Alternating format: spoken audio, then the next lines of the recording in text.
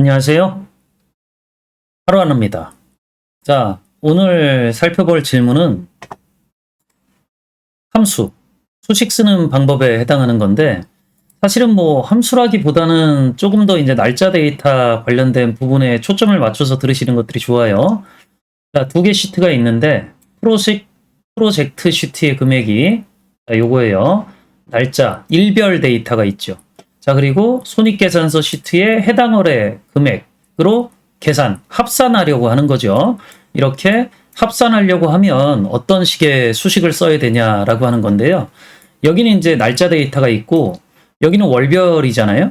자, 그럼 이 두 데이터는 같은 데이터가 아니기 때문에 사실은 데이터를 맞추려고 그러면 여기서 날짜 조건을 사용해서 5월 1일부터 31일까지, 6월 1일부터 6월 30일까지 뭐 이런 식의 조건을 이용해서 합산을 하거나 또는 여기다 월을 만들어야죠.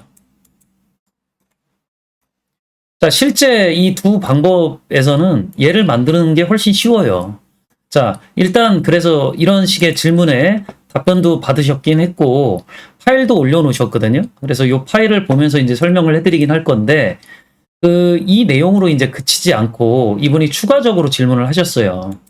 추가적으로 어떤 질문을 하셨냐면 수식은 써가지고 이제 답은 나오는데 이렇게 보시면 계약렬이 따로 있어서 요 계약렬의 y-값에 해당하는 것만 추가적으로 합산을 구하고 싶다. 그러니까 조건이 어떻게 보면 이전 조건에서 추가되어지는 거죠. 자, 이럴 때 이제 어떻게 하면 좋니라고 하는 것들을 질문을 하셨으니까 여기에 맞춰가지고 답변을 좀 해드릴게요. 자, 그러면 일단 예제는 열어봐야 되는데 제가 예제는 시트를 나눠가지고 설명드리면 조금 복잡해가지고요.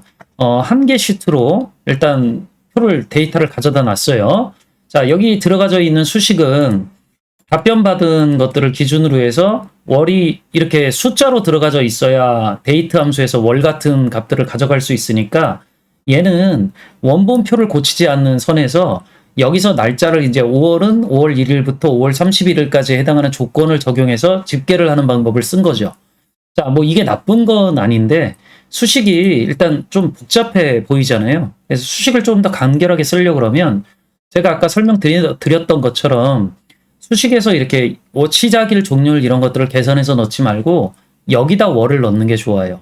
자, 그러니까 제가 여기에다가 월을 넣는 방법으로 한번 설명해 드려보면 월을 하나 만들고 자, 저기에 이제 5월, 6월 이렇게 돼 있으니까 먼쌈수 가지고 하면 월값을 돌려받을 수 있는데 숫자로 나올 거니까 원래 우리 보고서는 전부 다 이렇게 단위가 같이 표현되어지는 경우들이 많잖아요. 그러니까 이렇게 월까지 앰퍼센드 연산자로 연결해 가지고 작업을 해볼게요. 엔터. 그리고 수식 복사. 자, 그럼 이제 데이터는 나왔고 여기에서 데이터를 집계할 때 일단 제가 월별 총액을 구해볼게요. 자, 그럼 여기 있는 수식을 일단 지우고 아래쪽에다 제가 비교하면서 한번 써볼까요? 여기다가 수식을 한번 넣어보면 sum ifs가 될 거고 일단 if 해도 되긴 하는데 조건이 하나긴 하니까 지금 월이니까 나중 되면 if 써야 되니까 그냥 if 써가지고 설명을 해드릴게요. 자, 일단 sum range는 더해야 될 범위니까 이 공급가액 범위를 잡아주면 되겠죠. 자, F4키 복사해야 되니까 자, 그리고 첫 번째 조건은 이 월 범위에 F4키 데이터가 내 월하고 같아야 되니까 요 위에 있는 숫자를 참조를 할게요. 근데 제가 지금 여기 월이라고 단위를 넣어놨으니까 지금 결과는 안 나오겠지만 그냥 가로 닫고 엔터키 눌러가지고 저 위에다가 월 이런 값들을 이제 추가해가지고 단위를 추가해 놓으면 제대로 계산 결과 값이 나오겠죠.